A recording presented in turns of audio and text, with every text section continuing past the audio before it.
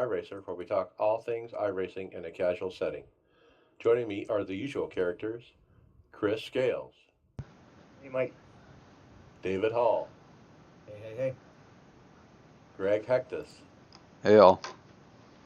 and special guest Nick Ottinger. Hello, friends. Hey, welcome. All right, let's jump right into it. A lot of stuff going on. Nick, let's talk about you and what got you started in iRacing. When was it? When did you first hear the word iRacing? When did you first learn about it, and what brought you to us? It's actually a pretty interesting story, I'd say. My alliance member I work with, Michael Connie. I think he was on this podcast last week. Yep. Me and him were good buddies, and we actually used to race with each other back in, I'd say like the '08 to like '09 days on NASCAR '09 via like PS3. And we used to be friendly rivals back then. So I mean, he brought up the term iRacing to me, and we used to do a lot of league racing on, like I said, NASCAR '09. But he brought up the term iRacing and done it probably for about a month, maybe to 2 months at that time. And we just raced so much on NASCAR that he's like, okay, I need you over here, and let's race with each other. So I mean, basically for almost 10 years now, I've been racing with Michael, against him and with him. So it's been interesting.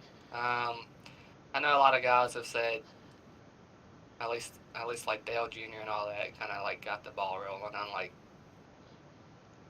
get people in there, and Mike was just real influential, and even with him being younger, more influential in me getting the iRacing. So it was something cool. I'm glad he got me into it. I'm Yep. kind of a little mad he keeps outrunning me still. Well, I would call you what's called a veteran for sure. You've been around 8 years here. Looking at your profile, winning percentage in oval overall 39.5%. Man, that's a great number. Is it that high? Oh man, That is high. That's one of the highest we've seen. It's right there with Michael Conti. I don't remember exactly where he was at, but it was very close to that. I haven't done. I don't race a lot, like league racing and all that, and everything like that. Because when I first started iRacing, like I said, Mikey got me started in it. But when I first started, I just had a laptop, and what I had was just a laptop and a little TV tray in front of me with like a little pedal set under the TV tray. So I'd actually just sit on my couch out in the living room that I had, and I was to put the steering wheel on the TV tray, but I'd have the laptop to the left of me, like 90 degrees to the left of me, sitting on the armrest.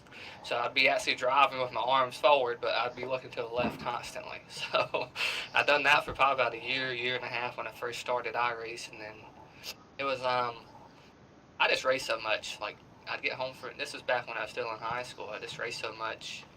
I just get home, finish my homework, what I had to do, and I just get on and actually race. Wouldn't do no practice or nothing. I see a little Legends race on there, and I just compete. Yep. Looking at your stats, 2011, you had a 55% win that year with 15,000 laps. You only did 2,600 laps last year. So, yeah, you were getting it done back then. I guess you can say this veteran's getting tired. I guess because he don't race much. All right. Well, tell us about your hardware setup. What are you running for wheel, pedals, monitors, goggles, what? Uh, I run on a Driving Force GTF. I've went through a couple of them. Say wheels throughout my, I guess, like 9 years I've been on iRacing. Actually, it'll be 9 years coming I think this May. I'll be on here for 9 years. So I just ran a Driving Force GT wheel. I upgraded to probably, I think, Fanatec CSR Elites probably a year and a half ago. My first race on them was actually Sonoma in 2017, and it was a little bit of a learning experience running, upgraded pedals for, especially running on a road course with a stock car, because a lot of braking is really heavy braking that you have to do for long distances. But monitor, I just run on like a 24-inch monitor, like HP. Um, that's about it. I haven't tried VR. I I I'd actually like to try it to see the sensation that people talk about it with, but I ain't too keen on having all that fancy stuff to drive on here. All right, very good. So I'm going to jump around here on the questions. Let's talk about your peak involvement and JTG Daughtery. Tell us about what happened when you figured out that there was going to be a draft, how you felt about your chances in the draft, and then what was it like when you learned about that? And have you talked to Mr. Brad Daughtery at all, actually over the phone or something? I'll try to answer that kind of how you just asked it. I was excited to have JTG, obviously in the sport or e-sport. Um, but to be honest, I really didn't think I would fall to eighth, considering, and nothing against other competitors or nothing like that, but considering I basically had the second highest winningest average in the series itself. Um, I expected probably to go like fifth or sixth, but I mean, honestly, in hindsight, I'm kind of glad I went to JTG. Great people. They've honestly treated me like family. They've really they're the last group to be involved in the draft, and I, they didn't really know much about iRacing at the time when they got into it, which it sucks. But I mean, they've been so supportive and kind of leading them into the esport world and everything like that. And to answer your last question on that, no, I have not talked to Brad because they have a representative at JTG that kind of runs the esports initiative, which is a younger guy, which is actually nice to have someone influential as far as a younger guy and can actually understand what we go through and everything. Yeah, like a marketing guy or PR guy or something. Yep. Yeah. All right. Well, that's cool. I'm sure you'll talk to him at some point. And I think I saw on Twitter they sent you a bunch of stuff too. That was pretty cool. They did. They sent me a lot of I know some people laugh about it, some toilet paper, some like cleaning supplies and stuff like that, but Kroger was really nice in sending that. Um, it was actually a surprise because I was actually on a trip to Arizona when the guy at JTG that I talked to almost every week, and he said I had a care package from Kroger, which was probably about 4 or 5 boxes worth of care packages, and I had a trip to Arizona with some actual racing buddies of mine on here and some friends from outside of racing on iRacing, and I came back and getting a lot of dang cleaning supplies. Like, oh, that's neat. So I mean, I can't thank Kroger for enough for sending all that stuff. We still got some cool stuff that we'll probably get to later in the year with them. So Yeah, and I was thinking, my wife would love that stuff. Actually, it would be cool if all these stuff, cleaning supplies, showed up for free. She would be stoked. That's pretty cool. All right, and let's talk about your peak this year and whatnot. Now, I understand that you're going to sit out a race here, and it was because some kind of penalty system that I'm really not aware of. But tell us about that, and then tell us, where do you sit in the points? What is your outlook going forward? yeah, we're sitting good in points, and like you said, we're most likely going to sit out a race. Basically, it's my own fault of causing too many incidents. And what that entails is basically just if you like spin, do a self spin, or if you like wreck a guy, they basically determine it's your fault or the other guy's fault if you're in a wreck. And I've been on a 3 strike rule with that, so basically that's kind of what you get in passes a 3 strike rule. And we're gonna sit out a race for that, but I mean we're sitting good in the points, sitting seventh. Um, Playoffs, you got to finish the top eight, but I mean we're still in striking distance if we sit out this next race at Richmond. I mean we can't fall too far behind that 12th, maybe 12th to 14th in points, and that's probably going to be maybe 25 to 30 points out. So it's definitely doable to still keep in contention for it. And honestly, our cars at JTG and everything, I mean we've been probably been top five pace each race, so I mean we can't complain. All right. And let's talk about that. I mean, it's not just the driver, but it's the car too. And you have a great setup around you with all the team members that you're working with. Besides JTG Daughtery, you have the other team. And so let's talk about who's behind Nick Ottinger and who supports your effort. Well, I'm gonna say poking our ass in there 2017. It's when Michael Connie, and I actually kind of, I want to say get on speaking terms, just I'd say speaking terms, relative to the Peak Series itself, and we thought about working together at that point, and really since then we've just been Connie and Brian Schoenberg, Brandon Hastings, Brad Davies. They've been real good to me, and Matt Busa, because Matt Busa used to be a teammate of mine when I first started the Peak Series, and we were known as Scale 4 Sim Racing at the time. And with Matt Holden, my crew chief, and my spotter Justin Weaver. Matt Holden's actually been really influential in my career, honestly. He's only missed one race, I think, in the 7 years I've been in Peak. So that's pretty reliable teammate right there, and we actually got paired together from actually Cale Gale. He used to be a truck series driver back in the day. I don't know if you guys remember him beating Kyle Busch at Homestead, but we were basically like schoolgirls cheering at that point. But Matt Holden's been with me for that long. Um, I haven't really talked Christian too much as far as it being a teammate and everything like that. He's been a good teammate with JTG, but we don't do any extensive like setup work together. All that comes from basically this Team Connie and myself and stuff like that. But Brandon Hastings is basically the head setup guy over at Team Connie, and we kind of basically just come together and try doing what we can as far as the setups and everything like that. We got a lot of testing time we can do, and it's been paying off this year for sure. Yeah, with the new package and all. All right, tell us about what was your most memorable moment in iRacing, and what is your preferred car number and why? Now we know you're running the 47, right? Yes, we are running to 47. That's not my preferred number. I've ever since I've started iRacing, I've been keen on running. I know a lot of people like saying it 05, but I don't pronounce it that way. I call it 05. The reason I call it 05 is because it represents uh, story my dad taught me.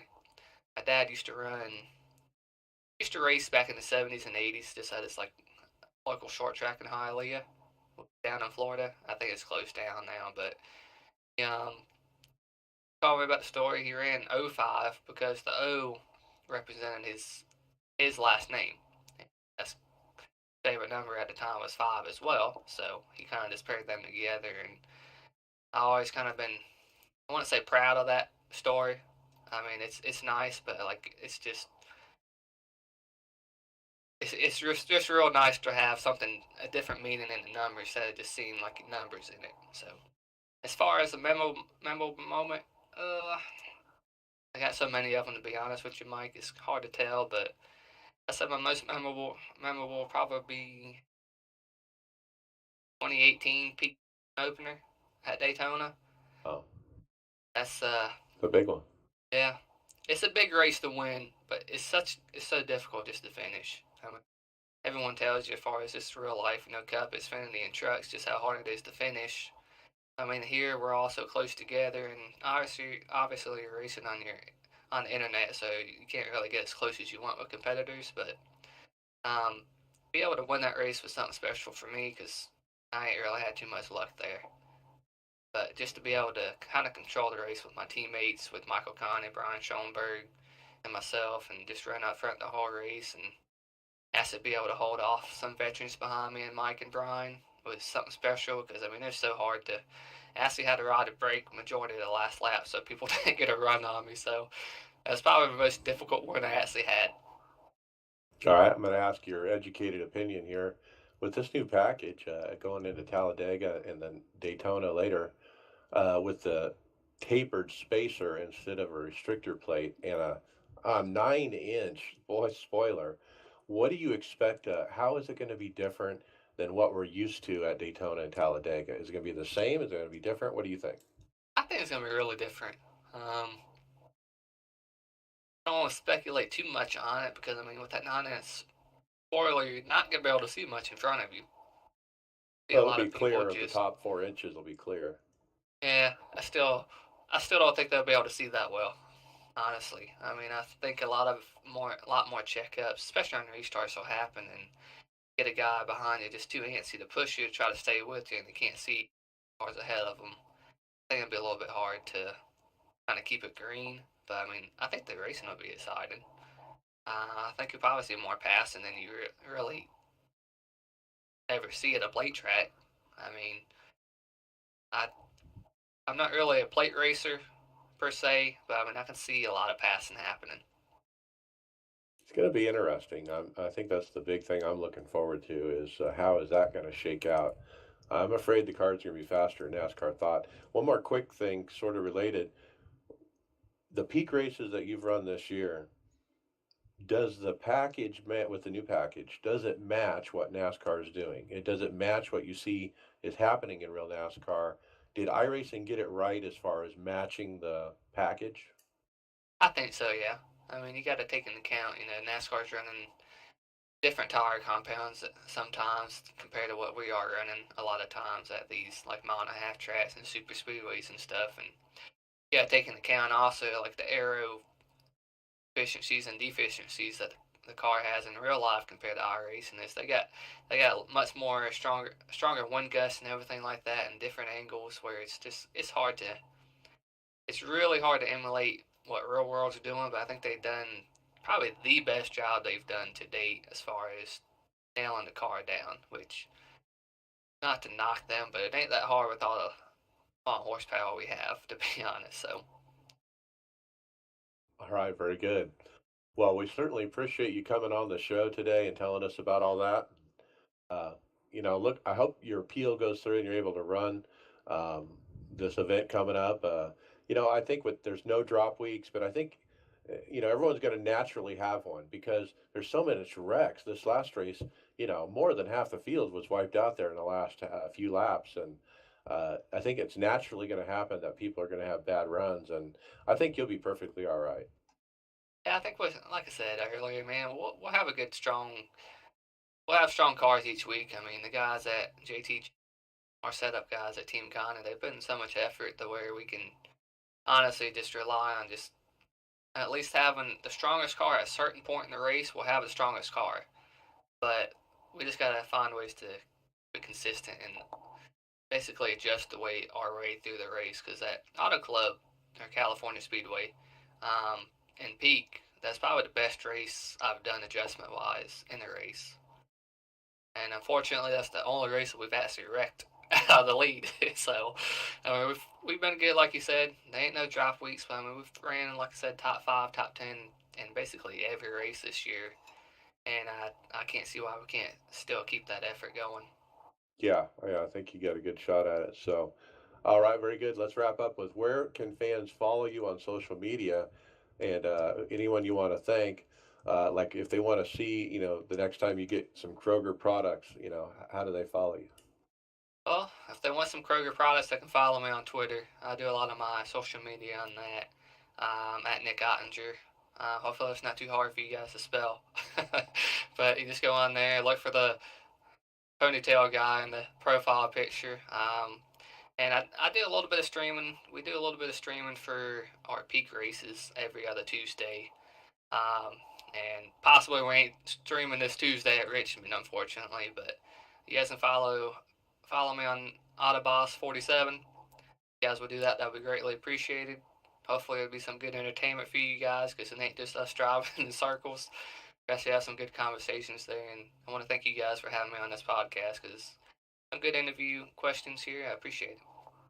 All right, well, we're happy to have you and learn more about you and your efforts. We'll be watching carefully as you go through the Peak Series, and welcome back anytime. Thank you, Mike. Appreciate All you right. guys having me. All right, very good. Now we're going to get to topics, but first let's talk about Sim Racing Authority. We do sponsor their Sunday Night Xfinity Series and their league event, the iRacers Lounge Podcast Series. The 150 lap event uh, at Lucas Oil Raceway went for 5 cautions, totaling 24 laps. Lap 60, Freddie Del La Rosa claimed the stage victory for 10 bonus points. Freddie went on to claim an additional bonus point for leading the most with 64. eNASCAR peak driver Jake Nichols would go on to take the checkered flag with 39 laps led. Delonto Ballard came home with a season high second finish, followed by Josh Robin and Ethan Kurtz, who earned season high finishes as well in third and fourth. After 5 weeks, Jake Nichols and Ben Nelson sit atop the point standings, only 2 points apart. Tune into OSRN on Facebook at 7:30 Eastern next Sunday as they head to Texas Motor Speedway. Good race, and Jake Nichols is cleaning up over there, guys. All right, let's jump into topics. I'll take the first one. We got Swen Bruckner post about his 0.000 finish, wondering how iRacing decides who won. Randy Cassidy answered that he was beat by 1/10,000th of a second. And he actually posted some data in the forum post, like a copy paste from the database, and they show like the ID number of the driver and then the time stamp. And I haven't really figured out how that time stamp is formatted, but apparently it does read to the 10,000th of a second. That's crazy how close it is. Yeah, I really wonder if it's actually possible to finish on the same 10,000th of a second, or if it just came down to who got lucky to get the bit on the computer processed first. Well, that and it's all done with, network connections and stuff like that. Like, if you had a quicker connection and the signal went faster, does that mean you could get that extra 10,000th of a second? I'm sure the programmer has to write in a piece of code that says what happens if it ties up. Which way does it go, or I don't know. But it is one digit apart from each other, and it's 1, 2, 3, 4, 5, 6, 8 digits long. All right, pretty cool. David, tell us about a flickering track problem. So we have a post with a couple of YouTube videos showing some tire walls actually flickering quite a bit. Somebody had thought that I had mentioned seeing something similar to this. It happened to me. I was actually running down the Miami Road course coming to the final hairpin and saw almost the entire track just went gray for a sudden, like a Star Trek holodeck glitch or something. And I just kind of had to guess on my brake timing. It just happened once. Not really anything resolved. The staff members are responding and asking them to send the videos, and so I'm sure they'll keep an eye on it. So I think I've seen this as well, personally. It was like the grandstands all went like a neon color for a second, and then it went away. Yeah, the tire wall that was flashing, it was just it was flashing rapidly, so it essentially had a transparent look almost, Now, or there was translucent. yeah, we'll talk about it later, but there was a release today, and there was a newer thread or a update on this thread that kind of grew where there's a lot of people reporting this issue. And I don't know if it's related to the build that came out today, but did exist before the build today, because you saw it, I saw it, several other people in the forums. All right, Greg, tell us what's next about Fury Modifieds. Okay, so iRacing tweeted out that they paid a visit to their friend Jay Boz. How do you pronounce the name? Bonner? Bonziger? I don't know. Sorry, I butchered that name. I apologize. To see his Fury race car. Now, it's basically what we're looking at here on the tweet is it's a modified car. I'm guessing it's pavement modified. It's a really nice looking car, and I guess it stirred up a lot of discussion if, something that we're gonna get added to iRacing then. Yeah, they basically hinted that they are scanning it. Now, I understand that this guy builds these modifieds, and a lot of the current modified drivers buy this particular chassis, which is called Fury, and it's an update because the old pavement modified in iRacing is an old one that really isn't run anymore. So this is, they're basically updating the car. It'd be interesting to see. That'll be another pavement oval car. See how that goes if participation goes for it. I'd be into it. I actually own the old one, I think so. All right, pretty cool. Chris, let's talk about Mike Conti. Wow, he got to go to Hendrick. Yeah, he tweeted the other day. He said, I was able to spend some time at Team Hendrick the other week prepping the Lumar Films iRacing sim for this weekend at Texas Motor Speedway. Motion and all, it's pretty awesome. Check it out if you're in attendance this weekend. Obviously, Texas has passed, but yeah, pretty cool. We'll say he got to go to Hendrick and help them get this set up for the race weekend. I thought that's pretty neat. Yeah, that's pretty cool. So I guess I'm confused. Is it that he helped him set up the sim that they had at the track, or he got to use the Chevy simulator in Charlotte?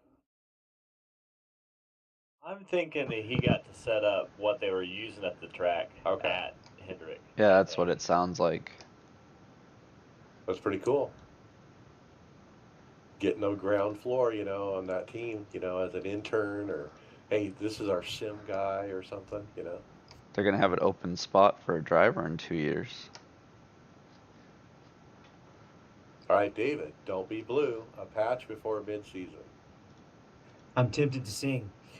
John Henry is dropping hints that there's going to be a patch midseason, which might be pointing towards some more work on the tire model. A couple of hints there, and he also concluded some of the statement by pointing out that the problem that was discovered in the Skippies with the gaining grip as the tire got hotter and got into more slip angle was a matter had more to do with the car itself rather than the V7 tire because it's one of the oldest models that's still in the sim. They are working on it. It's still in testing. It's not finished, but he's dropping hints. Very cool that they're going to put up an update for the tire. Not this build, obviously, but maybe a future one. Again, as I said before, I appreciate the fact that I thought it was a really good idea to put something like this out for one car and let something be discovered before it feels like it's broken the game for everybody in the entire sim. Yeah, and of course, stuff got discovered, and it turns out that this is the actual first car that iRacing ever built, and it hasn't been updated. So,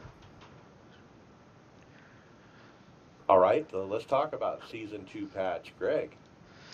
So I guess they were planning on doing it Tuesday, but I guess it got moved to this morning or today.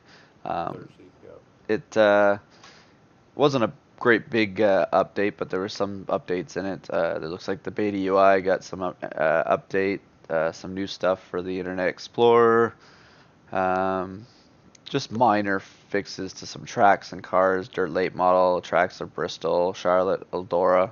So just some basic stuff. Oh, looks also there's some pit stop animations fixed on the IndyCar. So check that out in the patch notes on the iRacers page or on the iRacers page, iRacing page. One thing I want to point out on the member site, the website, they did a change with HTTPS where the forums are now HTTPS instead of HTTP, and that has broken some stuff from what I read in the forums. It broke the thing where you could turn the forums gray instead of white with a plugin for Chrome. That's broken. And now there was also an app for Android that you could read the forums with. That's broken as well until it gets updated. So they made that slight change and it kind of broke those third party tools with the forums. Hammer's probably losing it. He liked that the gray background. Yep. Yeah, it's gone. But somebody will fix it. It's not a big deal. My understanding is it goes back and forth when they show if there's a photo that a user has put in the forum post that is a third source, third party source, then it won't be a secure website. But if there is no photo, then it would be secure. So as you go from page to page, it can change from one to the other, I think.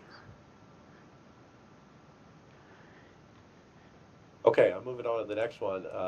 When I saw this, I called it Podcast Gold.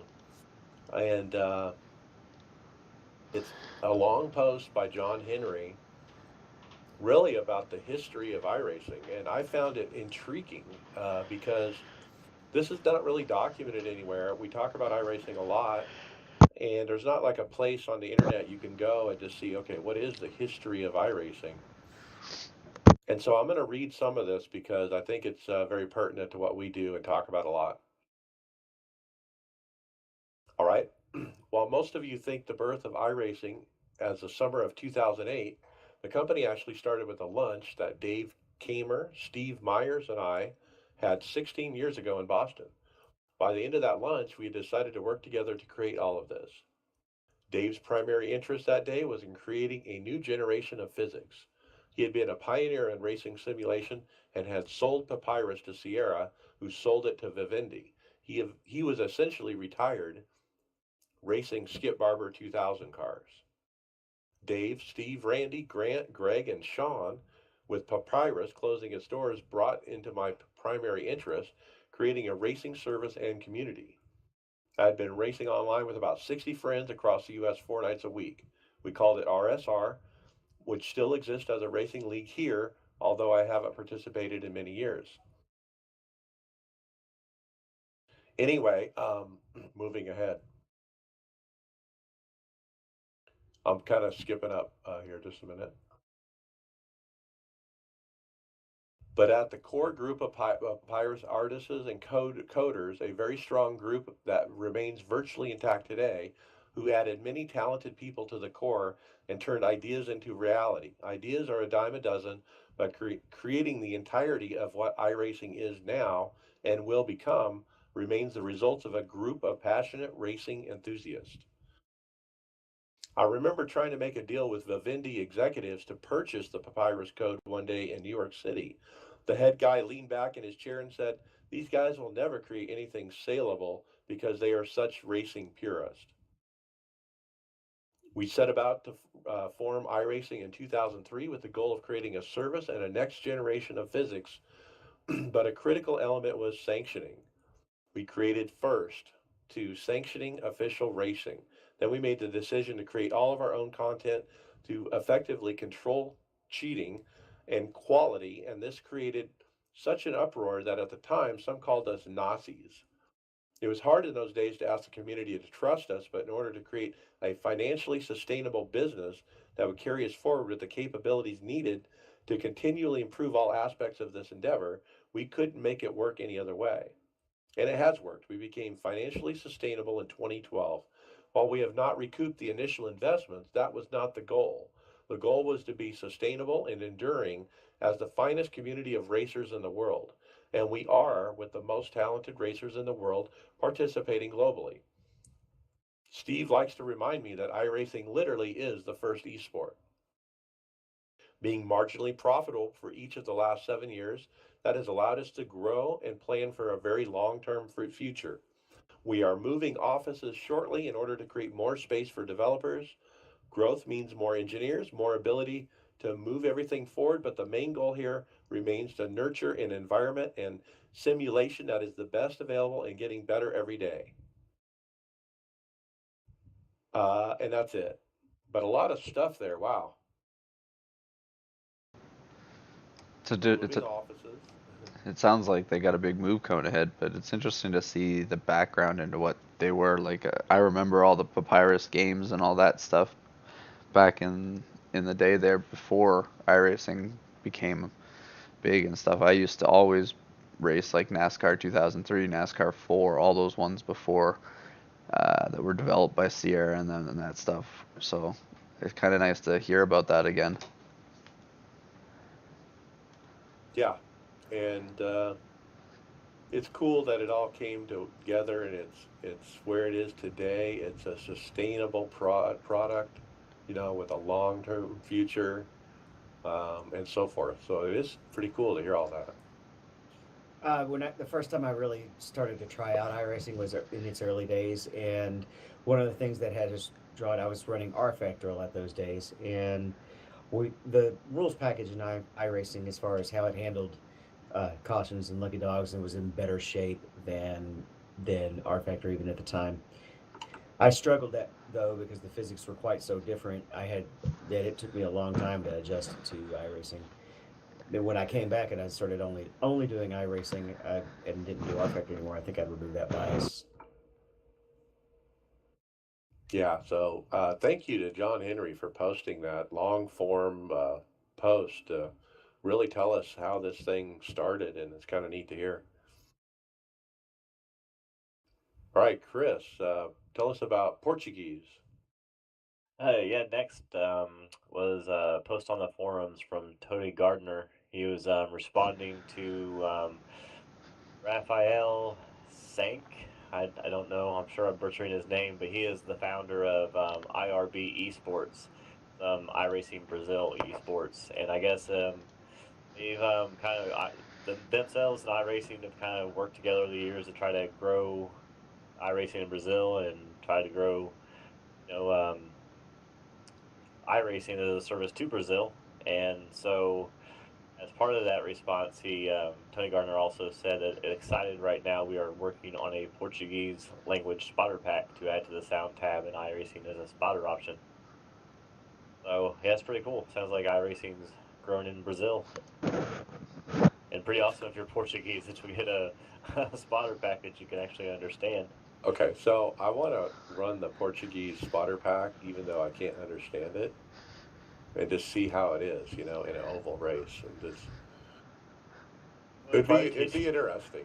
it'd probably teach you a little bit of Portuguese because you're already gonna know a lot of what he's trying to tell you. You know, Right, car high, car car low. high, So car yeah, low. Right, it he might teach always you. says this Yep. sound that sounds like car low.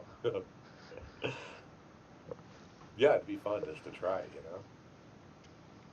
All right, David, tell us about VRS GT Team Endurance Series Season 2 issues.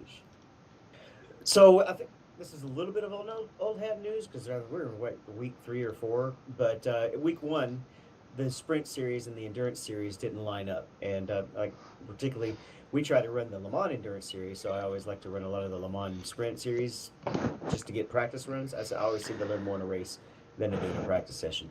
Well, they simply weren't lined up, and there was a reply saying that the schedule's fixed, but they can't make the changes until week 2 because sessions had already started.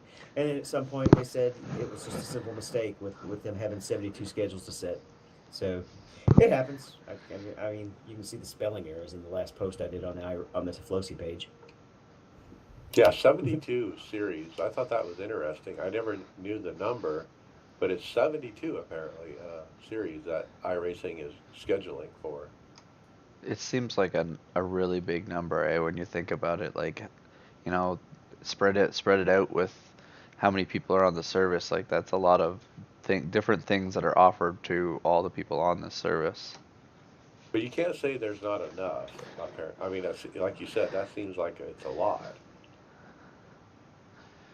So I should there be remember less? I remember when there wasn't much at all when the first years. It was quite skim for a while. You were always, like even, I think my first 12 weeks were spent in one car and two different tracks, and that's it.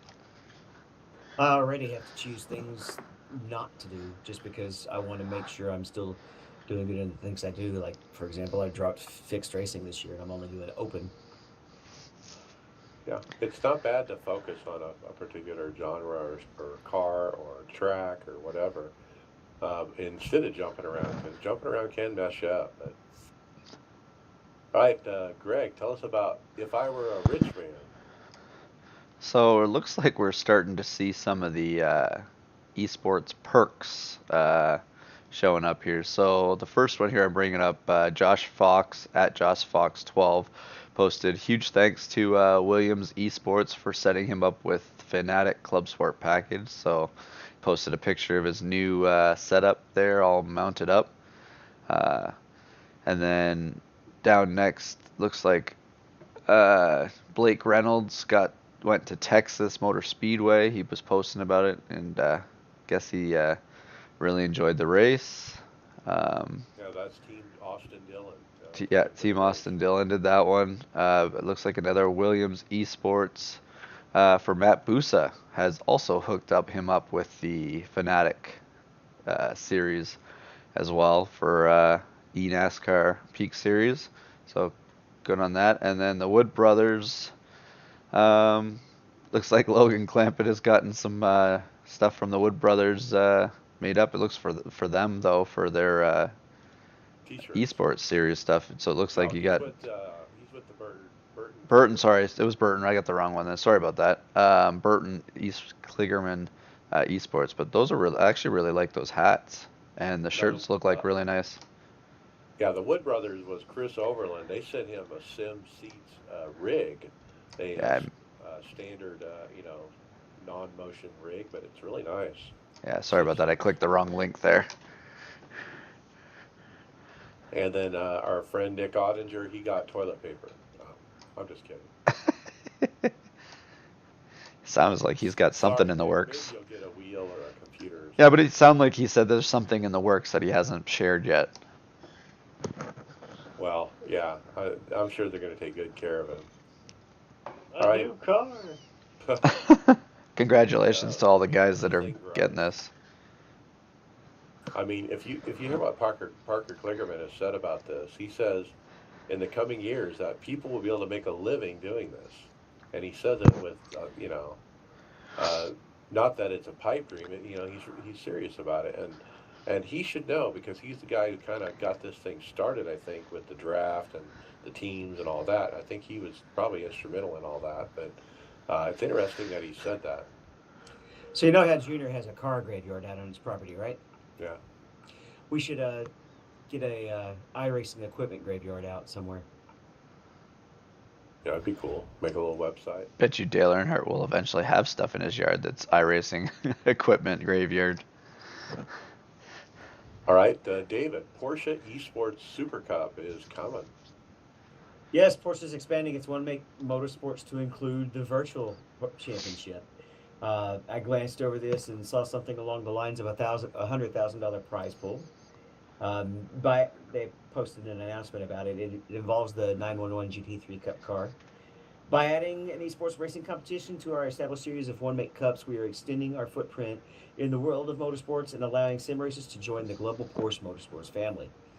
And then included in our link is a really nice promotional video, almost documentary style, with an event where the top 35 racers that made it through the Porsche Championship last time all got to go race live, and they got to go right on the real tracks. They got to go out on these drift tracks, which are basically almost like the Central Pita circuit, where there's just some cones, and you can spin the car around as much as you want.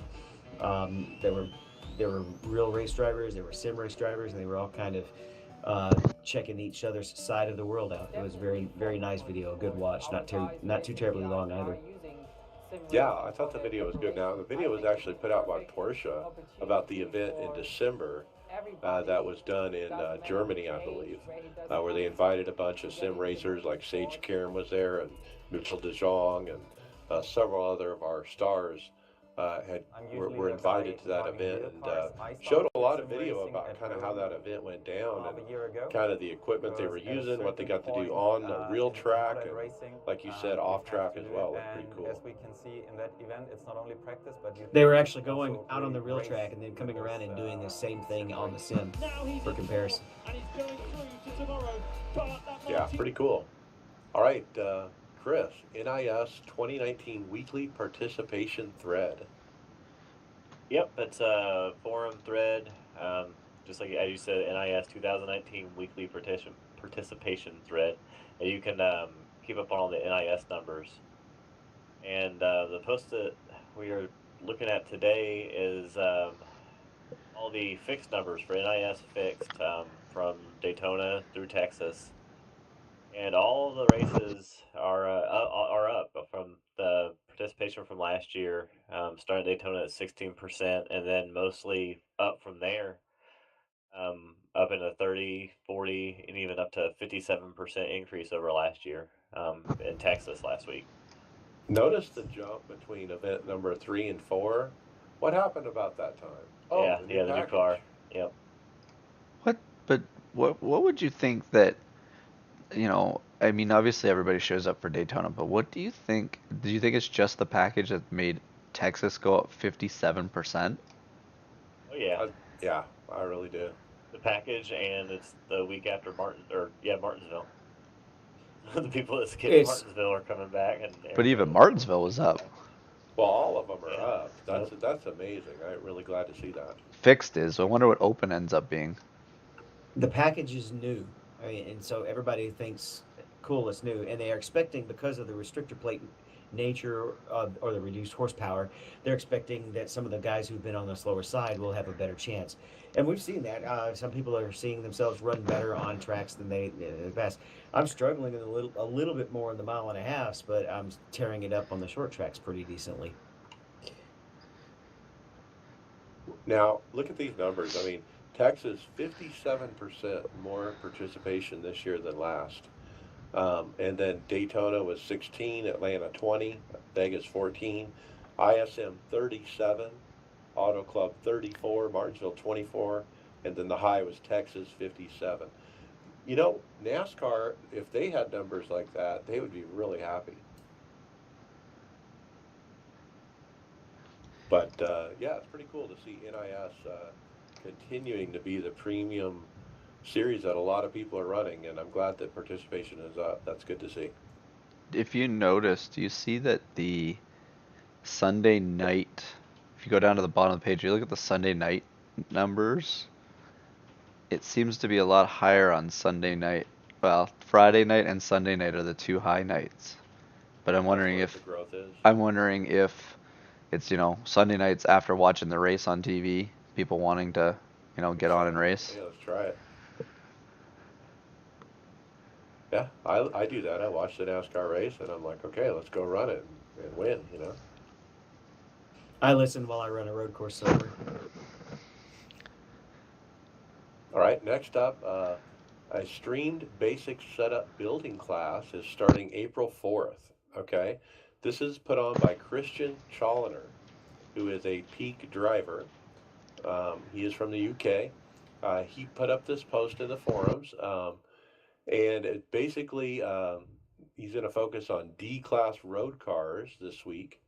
It'll take about 2 hours, and he's going to do it on his Twitch channel, which is Christian underscore C37, and it'll start at 1700 Eastern, Thursday, April 4th. So it's over with. Oh, we missed it. Okay.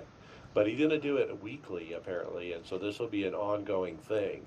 He's got a Q&A in the forum about what he's going to do about this training, what he's going to talk about, what he's going to teach. And boy, it's what a neat opportunity. I just went on his Twitch page. You can go and rewatch it. He has enabled it to be recorded, so you can go and check it in his Twitch um, stream up there. You don't have to watch it live. You can always go back and watch it. Yeah, cool. Very neat of Christian to do that. He is no slouch, and I'm sure there's some good tips to be picked up if you're a road car driver. So his thing is twitch.tv/Christian underscore C37. All right. I think I need to look at that. I didn't get to watch it yet. All right, Greg, tell us about the 410 non-wings car. So the post was originally written from Trevor Fisher talking about how the 410 non-wing car seemed to be something wasn't right on it, and it looked like staff member Steve Reese got back to him saying that he's going to go back to a little bit of the older physics and the with the alpha group and try some stuff with it. So maybe there's going to be some updates coming to the 410 non-wing car. Okay. Yeah, it was right, and now it's not right. That's what I've been reading. Yeah, it's something about the summer of last year is when it was probably at its best and there was most participation then. Even though it was still low in participation, it was the most then. All right. Next up, Logan Clampett, peak driver. He actually posted on Twitter a screenshot of the 305 winged dirt sprint car results of who was in his race. And none other than Mr. Dale Earnhardt Jr. was in there, as well as TJ Majors. And looks like Dale Earnhardt is learning how to race dirt. He actually referred about that on his podcast a couple. I think it was last week or this week. He was talking about it, getting into the dirt side and starting from the bottom and going up. Isn't Yeah. dirt actually a little bit less of a thing in North Carolina, and they mostly run asphalt? Yeah, I think it's new to him. He has an asphalt team outside of NASCAR parts stuff doing. He has Yeah, asphalt he came guys. up through pavement late models. Yeah. But hey, we're happy to have Dale on as a guest, just like anybody else. If he's out there racing, come on, Dale. Hit me up. Chris, let's talk about. Well, I hate to talk about NASCAR heat, like that's a bad word, but wow, they're trying to ask for some serious cash. Yeah, this was a tweet sent out by Adam Stern. He said organizers of the new NASCAR Heat Pro League are asking mid to high six figures annually for the league's naming rights. Sources say an early indicator of monetization plans for the series. Some sources peg the asking price at $750,000 annually. So yeah, they're asking a lot of money. Okay, so how does this tie into what we do and what we talk about? Well, the Peak Antifreeze series is called the Peak Antifreeze series for a reason. What do they pay? Nobody really knows, but it's got to be similar to this number that's been thrown out of 750,000. That's what NASCAR Heat's asking. I wonder what iRacing is asking for the Peak series. What is Peak paying? I doubt they pay that, but as NASCAR's involvement this year has increased with these draft and the teams, who knows what it is for next year and whatnot. What do you guys think? I don't see them getting this. I don't That's a think lot, they're yeah. worth it. Yeah, I think this is it's more like an iRacing type budget. I don't think they're worth that kind of money. But yeah, I mean if if they do and it gets more eyeballs on sim racing, I guess it'll probably bleed into our stuff anyway. But man, that sounds like a lot to me. Remember, a part of the marketing goal with Heat is appealing to a broader audience. The Now, if you look in the thread below it, Adam Stern also says the Pro League could add two more teams under its current plan of having up to 16, and sources say the franchise expansion fee being sought is between 50,000 and 100,000. Teams are typically seeking around 50,000 annually for a season-long primary sponsorship. And did you notice that one of the first responses under that post is Logan Clampett, and he just replied a couple of laughy faces. Yeah, laughing is right. They're not going to get that kind of money. Yeah. You can always ask for it. Someone's got You to have to pay it start at some high, point. right? Yep. Yep. If Start somebody, high. if they don't ask for, if they say 100,000 and someone's gonna pay 700,000, you left money on the table, right? Might as well start high, and you can always go lower. Yeah, you never know with companies with a marketing budget. They got trying to spend some money. They don't know what they're getting into, and who knows? I don't know how it works. Okay, Greg, shooting star.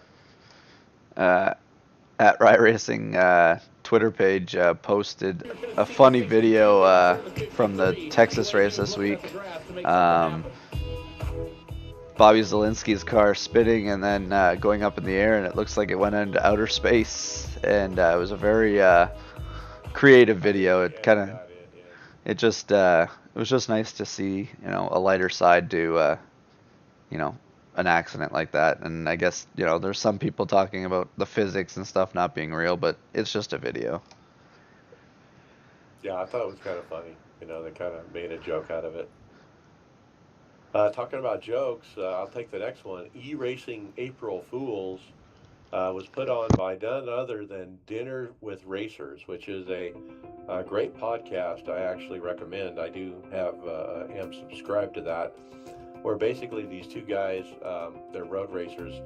They sit down with people and have dinner with them and do long format conversation podcast recording with various people, and they're usually like legendary motorsports icons, and so it's very interesting to listen to. But anyway, they put out a very slick video on April Fool's Day called E-Racing, and they're going to debut E-Racing, and that's what the video is about. And it's kind of like iRacing, but in their own way.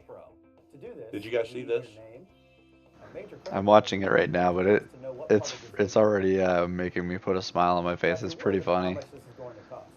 Don't worry. We have several. Yeah, what's interesting too is they get they have cameos of different people. Like for example, James Hinchcliffe, the IndyCar driver, telling us about e-racing and why we should be involved in it. Don't worry. We have the test driver plan. We don't actually get to race. But I don't know. That was the only April Fool's thing I saw. There wasn't anything put out by iRacing as an April Fool's joke, like they've kind of done in the past. They kind of missed it this year. This just gets better and better the further you get into it. It's well done. Good job, guys. All right. And now for the final topic, we'll go to Phil at Phil's Pit Stop.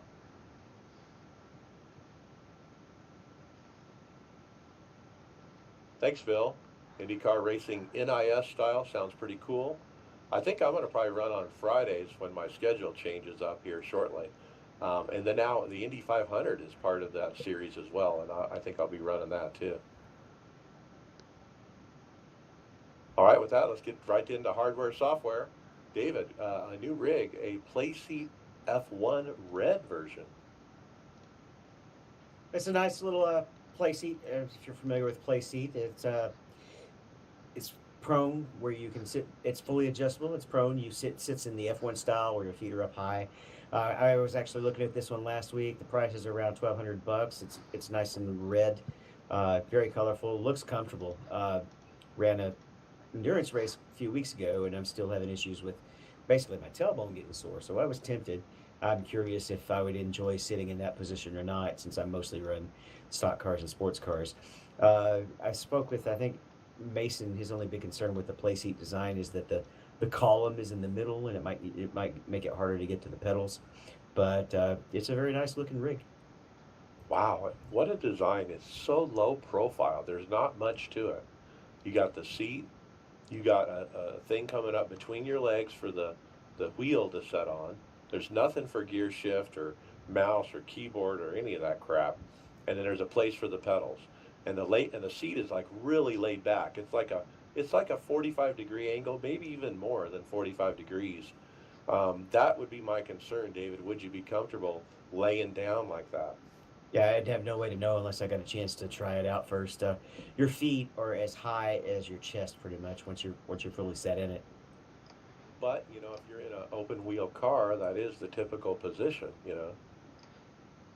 Looking through the reviews here, it's scored pretty high on comfort and design and all that. Like, I don't see one single bad review in here for it. It looks nice too, and it looks sleek, and minimalistic. I'm in a tight space, so what tempted me towards it is how small the footprint was. Yeah, it's very low profile. I'm trying to see if this one has the option to add, because some of the Playseat stuff, they have the option to add the shifter bracket. I don't know if this one does or not. I'd have to see. Yeah, pretty cool. The website is playseatstore.com. I run a Playseat, but not this version of it. But I can vouch for Playseat. They are pretty good quality. Yeah, this is a Formula One Red is what they call it. You can get it in multiple different colors and even a Red Bull version. This one is the first one that's actually fully Formula One licensed, in fact. All right, next up, Greg, VRS Direct Force Comparison. This time it's Martin Kroenke. So Martin Kroenke was interested in the direct drive at one point here. I guess he had a buddy that had a Leo Botner sim steering V1, I believe it was, and he was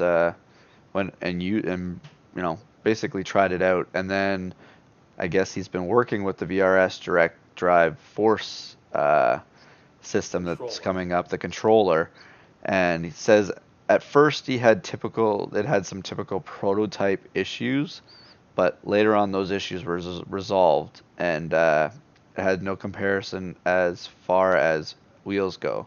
Um, they were even able to tweak the resolution issue with the motor using the SimSteering V1. Um, I guess he switched back and forth between the Leo Botner and the VRS controller, and he's trying to find differences still. Like, so he's still in the process of working on it, but he's written up a pretty good summary of how he's felt going through this process so far on the VRS page. Okay, so yeah, he just swapped out with the Leo Bodner, the controller part. Basically got it to where there weren't differences. So saying, hey, this is just as good as a Leo Bodner controller.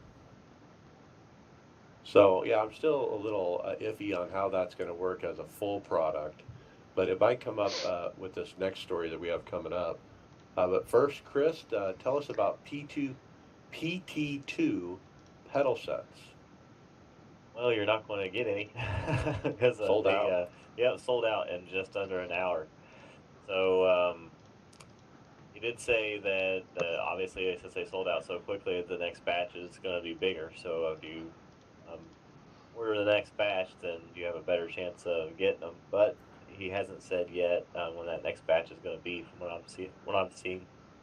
Did they Yeah, say his website is protosimtech.com. how many was in this batch? Did it say? No, I didn't say. On the website, it just says sold out now. When I've seen pictures, it's like 24 or something. And they're really nice looking pedals. $480 US plus shipping. The website protosimtech.com. These are the PT2s, and from what I've heard, very, very popular. One guy that I follow, Jeff Ford, who makes computers and sells them, he tries everything. He tries every kind of product out there, and he loves these particular set of pedals over some of the more expensive ones that are available. So the other thing that Proto Simtech announced there, Chris, was they have a new product potentially coming up. I did see that, but I couldn't see anything about what the product would be. I guess maybe there wasn't anything. He That's didn't just say the anything carrot. about what it is, but it's different than pedals, is kind of the way I took it. He says, I've been working on it for the past year, and I'm finally getting close to finishing it. And so expect some new product from Proto Simtech. All right. Next up, SimuCube. And so it starts with, first we get some leaks of some pictures of what it looks like. There's a big red emergency stop button. There's a motor. It's fairly rectangular looking. It doesn't really have a sticker on it to tell me what it is. And some a connector on the back that has several connections that you can put in. Looks like Ethernet cables and power and control and different things. But it looks like a really nice direct drive wheel, and this is the updated SimuCube 2, as they're going to call it. And so there was another picture of a guy in an 8020 rig driving it, where it showed it mounted. And then finally there was a post just today that I found that announced the SimuCube 2. They call it the next generation direct drive wheel base. And I kind of read through this, and they do have a website. It is simuq.be. So they put a dot in the middle of the word cube between cu.be. And so the website is SimuCube, but with that dot in it. And what do you guys think about this announcement? I don't know yet what the differences are. I'm trying to figure that out.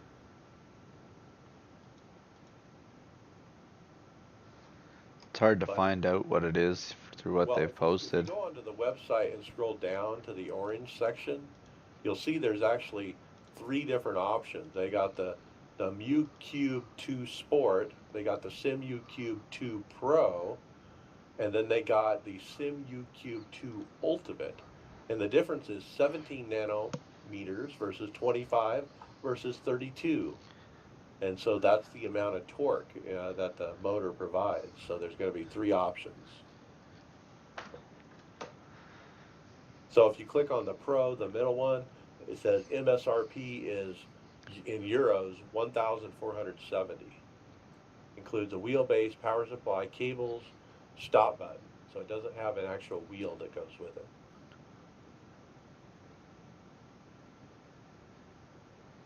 So what do you guys think? A competitor for the Fanatec DD1 or DD2? David, does this compare? I won't be able to tell you until I get one and try it. Yeah. How many NMs was Fanatec one? 20 and 25. So the middle one. DD1 was 20 and DD2 is 25. So that would match up with the Simu Cube 2 Pro, which is 25. That's the 1,470 euros, but no wheel. Does yours come with a wheel? No, No. I've already got the two rims that I got from them with my CSL base. Well, I love that there's other options out here, and I think when you first bought the initial Simu Cube, it was more of a do-it-yourself thing. This looks like a product, that's plug and play, ready to go. They don't seem to be nearly as bulky as the belt-driven systems either. Yeah, pretty low profile. Well, it doesn't have to be. It's just the motor, right? Yeah. And the power supply is separate. And you run cables. The direct drives let you run, like, you can put the motor down if you connect like a drive shaft or anything to it, you can put those bases pretty much anywhere then, and run it, run a shaft up to your steering wheel, and you can kind of change the angles and stuff that way with these direct drive systems. The other belt driven ones you really can't do that with. I have a goal this summer to get a direct drive wheel, and I've been thinking about the DD2 from Fanatec. I'm also hoping AccuForce puts out a version 3 of their wheel soon. Kind of waiting for that. But this is a neat option too, and I might consider this.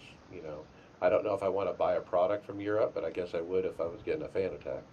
See, the thing with the direct drive from Fanatec is it's the people that already have the infrastructure behind it. So if you already have a base through Fanatec, purchasing that base is not going to be a problem because you already have your wheels and stuff like that. It's when you start from scratch it's when it's going to be the big investment, right? Yeah, and that's where I'm at because all I got is the G27, so I'm going to be throwing that in the garbage and buying everything from scratch here. Now we're gonna throw it in the iRacing equipment graveyard. Yeah, there you go. All right, Greg, tell us about TeamSpeak Night version. So it looks like TeamSpeak has finally added a night version of it, so that you can, I guess it's not so hard on the eyes. So I guess there's a whole bunch of stuff that's been added to it to do some customizing. TeamSpeak, it was a website called esportracinggroup.com. They have a download of some kind of plugin that you can download that's called TeamSpeak Night. And I tried it, and it's pretty awesome. It makes your TeamSpeak black instead of white, like inverse colors. Night version. Sounds like it'll be an interesting look here. So I guess there's a bunch of tools with it too that they've added in. There's a bunch of stuff they have here. This was the most interesting thing I found, was the TeamSpeak Night download. I did try it. You have to run it, and then once you've run it, you have to go into the settings in TeamSpeak, and under, I think, styles or themes, there's a drop down, and you have to pick dark, and then boom, it's black. It's kind of cool. So the website again is esportracinggroup.com. Scroll down a little past halfway. You'll see several download buttons where they have different things. They got an MU converter, which is that software you need for telemetry with Motec. They got a workbook that you can use that you need to go with that. They got link to the spotter packs and different things. Some setup PDFs and stuff like that. Now I haven't looked at those, but there's quite a bit of neat stuff on this website. They got a nice website here. I'm unauthorized. Say what? Yeah, so what happens when I try to download it? It's unauthorized. It's your browser is trying to protect you. Probably, yep. They'll find a way around that. All right, next up, David, the most innovative sim product for 2019, the GS5 G Seat review. Okay, if you have $3,000 to spend, this might be your seat. It's a very nice review. Did not make it all the way through the video, but just the first 2 minutes has me salivating. It's a seat that it comes, rigs sold separately. It's detachable, mountable to any other rig you might set up, I suppose.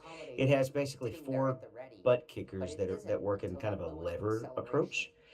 Two of them are on your back, and 2 of them are on your seat, and it actually gives you the full range of motion to do all 6 axes of motion. You can simulate acceleration, braking, both of the turns, and also if all 4 of them hit, you can feel the bumps. And all of these kickers are actually built into the seat. It's a very fascinating build, and if you have the money, maybe some of the peak guys might be picking some of these up as well. Yeah, this is a video by the Sim Pit, and they did a great review of this chair, and you really get this guy's honest opinion about what he thinks about it, the good, the bad.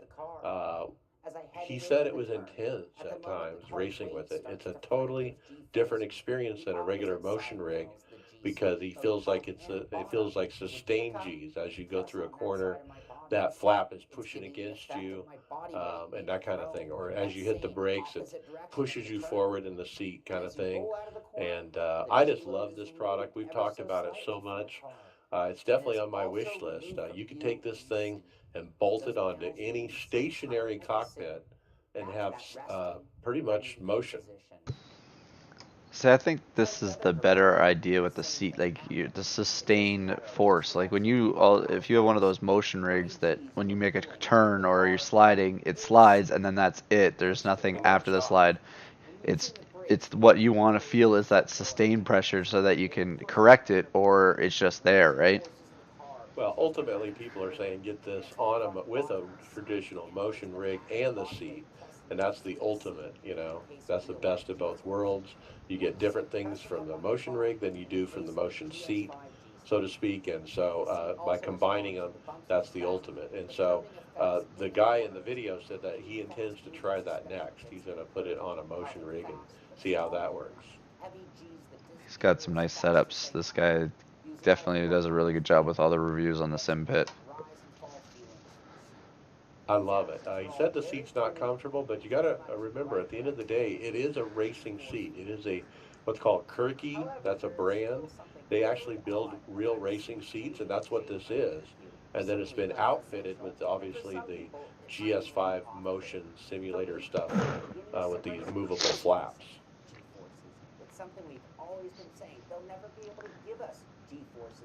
Price is high, but it's tempting. I want it, but yeah, price is high. Okay, one more quick note before we jump into results. If you are a Fanatec customer and you've done business with them on their website, guess what? They got hacked, and all your stuff is out there in the public.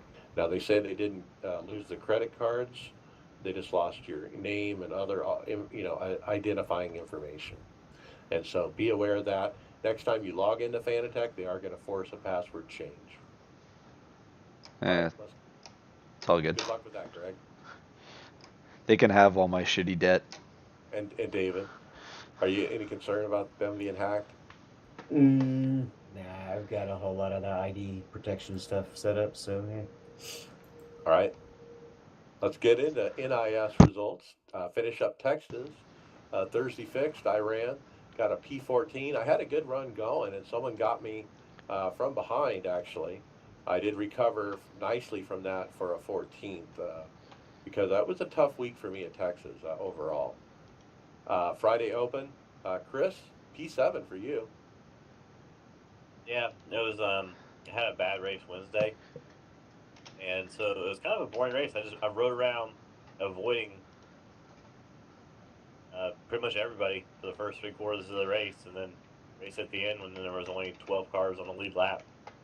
So it kind of wasn't much fun, but needed the result. So it is what it is, I guess. It's a shame that you had to do it that way, but I guess in the split you're in, that's the only way to really finish the race sometimes, right? Yeah, it seems like it. I raced my guts out last year and couldn't go anywhere high rating wise. So it just seems like you gotta let those guys wreck out before you get to racing. In my splits, anyway. Yeah, and then poor Tony Groves, he hasn't raced and he's kind of given it up because he's had such horrible luck getting wrecked out of these things, and I just think it's that split he's in. He's got to try something like you did, where he just lays back or something. Yeah, it's right. Yeah, he got wrecked out in like the first lap of his Yeah, last it race. was I think bad. it's nuts. Yeah, I feel bad for him, but hey, that's the way NIS goes. At 36 weeks, you're going to have up and downs, and this is a serious low point for him, but he'll bounce back. David, you got P5. Nice.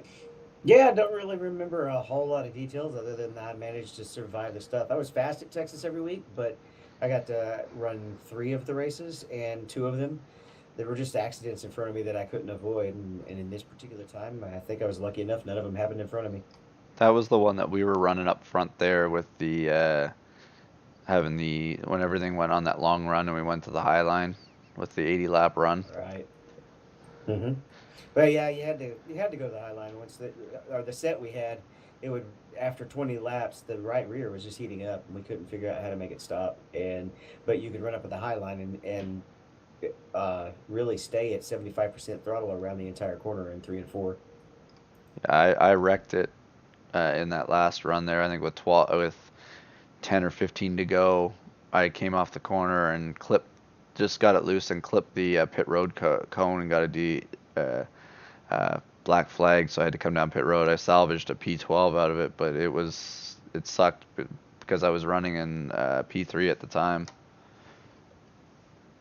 Yeah, and it's easy to get caught up in stuff there. So Sunday Open, David, you got a DNF, caught up in something. Greg, you were wrecked out. You had a winning car, you said. Yeah, I led a bunch of laps at the beginning of that race, and I don't know what I know. David was in that race too, but that race was all about. It was all about guys that were trying to run. We got a long run, and people got away from each other. But then when the restart happened, the guys that were falling would fade easily on the beginning of a run. Tried to get up front, and they were pushing past guys and just riding too hard. Maybe 30 laps in, and they just were getting in wrecks, and it just caught. I think there was probably the leader was wrecked 3 different times. Whoever was leading from the lead, so it was just nonsense. Guys need to learn that you're gonna finish where you're gonna finish. Sometimes you can't force it. People try. Mason put it down. He got a P20. Started P1. Nice pole position. He actually wrecked the leader on lap 2. He said sorry to Stacy Adams from See, Florida. he was at our split too. Yeah, I've run with Stacy for a long time. He would. NIS. Mason was the first one to wreck a leader. He said he got another wreck but survived with little enough damage to be running 5th, sped on pit road on the final green flag stop, didn't take tires to offset the penalty, and then spun out. Lost his own race. Then Sunday fixed. I wrecked out near the end, but I had a good run going. I was running like, I don't know, 10th, 15th or so, but got wrecked up pretty bad at about 30 to go and couldn't finish. Let's talk Bristol. Wednesday fixed. I got a P13. I actually ran 10th to 15th most of the day. I pitted on the backstretch, which I've learned is a huge disadvantage. Now let's talk about that real quick. If you're the top 22 in qualifying, you're on the front stretch. If you're 23rd or worse, you're on the back. And so what happens is in the real Bristol race, in real NASCAR, everybody has to enter on the same spot. But in iRacing, that's not the case. You can enter on the front stretch or the back stretch, depending on where your pit is. And so that's the difference. For a little clarification, it changes whether you're a green flag or yellow on the real track. Green flag you only have to put on your side. Yellow flag everybody pits on the back. Has to drive through the back stretch and the front stretch pits. Yeah, but in iRacing, you always do it on the side that you're on. Correct. Right. So that's the difference. And so what happens is I'm 11th, the top 10 pit on the front stretch. I pull up to the pace car, then I'm the leader, and then I pit on the back stretch. And then they get to pull out and come around me, and then I get to come out kind of behind them. And I always ended up losing spots. I'd go from 5th to 13th, 6th to 12th. I was running 7th, I'd end up 14th, and so it was a huge disadvantage every time you pitted because of the backstretch. And I wish iRacing could fix that. How do they fix it? I have no idea. You got to make it match what NASCAR's doing.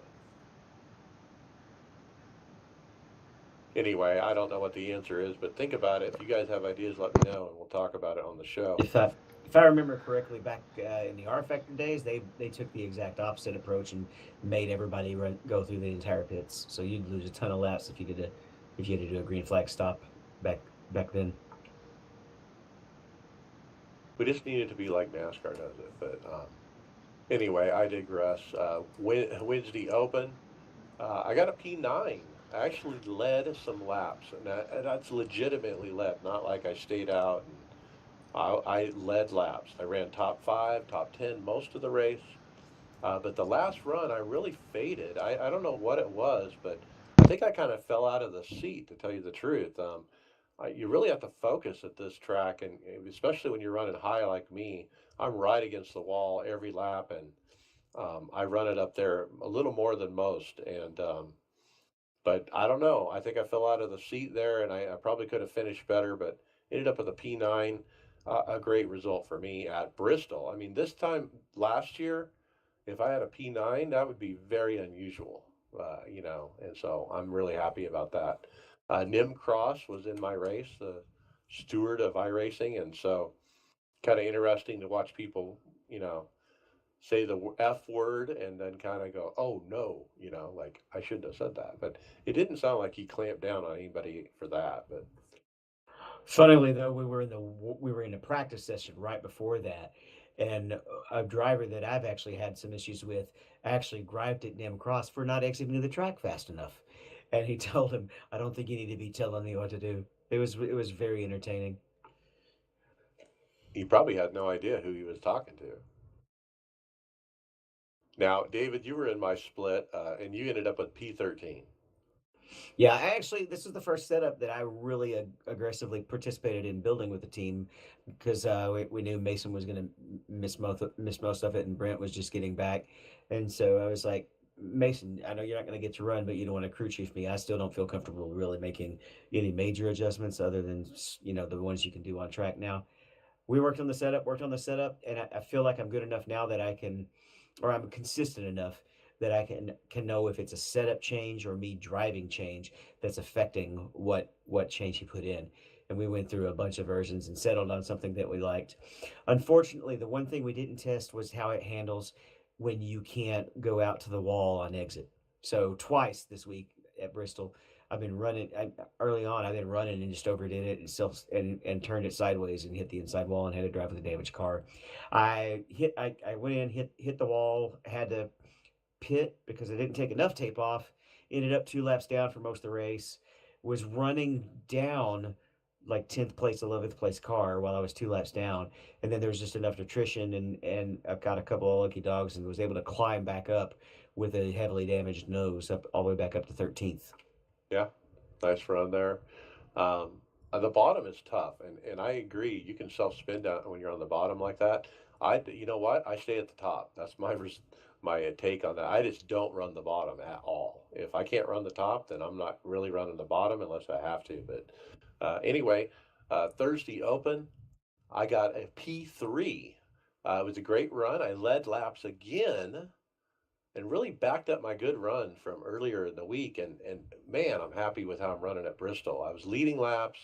I ended up P3. The leader who won the race, he was fast, man. there were only 3 cars on the lead lap at the end. We had a late caution. I was the lucky dog from third. I think that's the first time I've ever gotten a lucky dog running third. But that's how it worked. There were only 2 cars on the lead lap there when we got that late caution. But it was a long green flag run near the end of the race there. There were green flag stops in the middle. I stopped when the leader did, and I thought that was the right thing. And then after I got those new tires, I just ran hard, as hard as I could, and ended up P3. I think I was like P7 before that green flag round started, and so it really shook out well for me. And I'm excited about tonight, man. I'm going for a freaking win. David, tell us about our intra team standings for NIS. All right, anybody who's ever done like fraternity sports in college knows we call it intramural, and so that's what we got going on a little. Uh, Basically, we take our best finish and we assume that the splits that we're ending up are automatically handicapping it for us. Currently leading the open standings is still Mr. Scales. He has 2 Scales, wins. the king. I've bumped up to second spot. I have with that good finish at Texas. I'm 20 wins behind. Mason didn't have a great week at Texas, and he's not going to really get to count Bristol week either. He's now down in third, 26 points behind. And then down in the NIS, Brent, he took the week off. Was on a family trip, But but still still has leads. the 3 wins and still leads. Got an 8-point lead over Mike. And then Bill Hall, our social media expert, is also 15 behind. It's a tight race there. All right. Then Road to Pro, Chris, you got a P7. Yep, it was a lot like my NIS race. I about got bit though. I started on pit road and ended up going 2 laps down, and had a real hard time getting those 2 laps back. But I did, and at the end of the race, it ended up falling where I was running 8th with fresh tires, and everybody in front of me had like 10 or 20 lap tires. So I almost had another windfall in my lap, but we had a couple cautions there at the end instead of racing. All right, and then Brent McCoy got wrecked out. Mason wrecked several times. He got a P18. Truck actually got stuck in the fence. He put up a video on Tifosi Racing. Check that out. It's pretty crazy. At first, it got caught in the wall, and then it starts shaking, and then several cars just drive straight through it. And the truck actually just like a scared monkey or something climbs up the fence and is hanging in the air. And interestingly, somebody posted a complaint how so many people waited so long to pause or to slow down after the caution had come out. And I had mentioned it gets me back on my soapbox about the fact that pace car doesn't give the field a chance to catch up before everybody's already pitting. It's way too fast. All right, then Mason told us about his OSRA League event. He wrecked out, had a bad race, but scraped by with 1 point over 6th place to make the top 5 championship race. However, he's on a work trip, and so Kevin Hash has been promoted to the top 5, and he's actually going to run our iRacing Lounge colors for the championship event there at OSRA. So, Kevin Hash, good luck to you, sir, and I hope you can pull it off and go get it.